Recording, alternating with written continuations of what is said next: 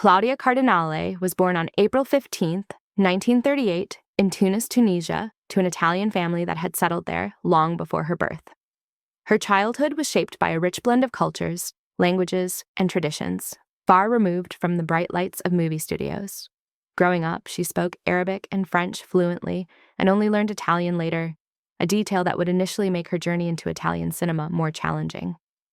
As a young girl, Claudia never imagined a life of fame or artistic recognition. Her dreams were simple and grounded, centered on everyday happiness rather than ambition.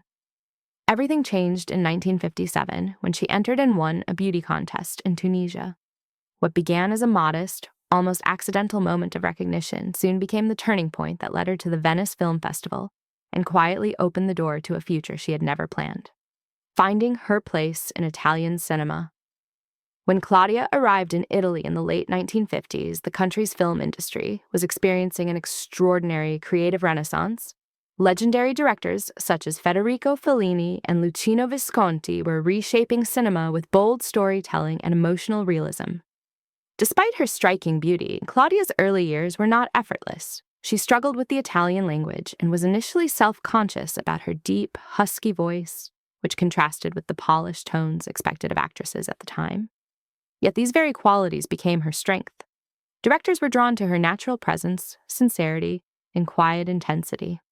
Her breakthrough came with Rocco and His Brothers, 1960, where her performance revealed a depth and emotional honesty that set her apart and announced her arrival as a serious actress. Reaching international stardom.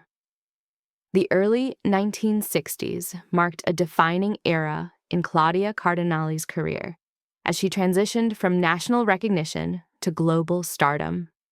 In The Leopard, 1963, directed by Visconti, she portrayed Angelica with a vibrant mix of warmth, ambition, and emotional complexity, capturing the spirit of a society in transition. That same year, she appeared in Fellini's 8½, contributing to one of the most influential films in cinema history.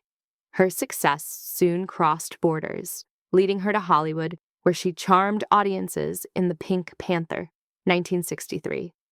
Later, her role as Jill McBain in Sergio Leone's Once Upon a Time in the West, 1968, showcased her strength and resilience, earning her lasting admiration as one of the most memorable female characters in the Western genre.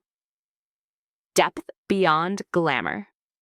While Claudia Cardinale became an international symbol of beauty, her true appeal lay in her authenticity and intelligence. She consistently chose roles that allowed her to explore complex emotions and human struggles, refusing to be defined solely by glamour. Her voice, once considered unconventional, became one of her most distinctive features, adding character and sincerity to her performances.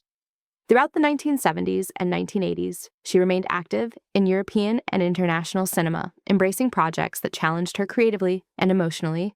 Her career reflected a thoughtful balance between artistic integrity and wide-reaching appeal, life, values, and humanitarian spirit off-screen. Claudia Cardinale revealed a deep sense of social responsibility and compassion.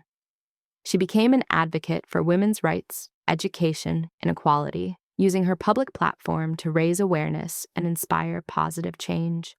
Rather than seeking constant attention, she approached her influence with humility, believing that art and humanity were closely connected. Her personal values shaped both her career choices and her public voice, reinforcing the idea that true success is measured not only by fame, but by impact. A timeless legacy.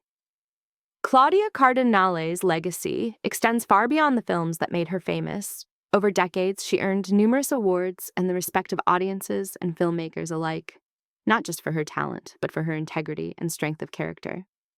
Her journey from a multicultural childhood in Tunisia to the heights of world cinema stands as a testament to resilience, authenticity, and quiet determination.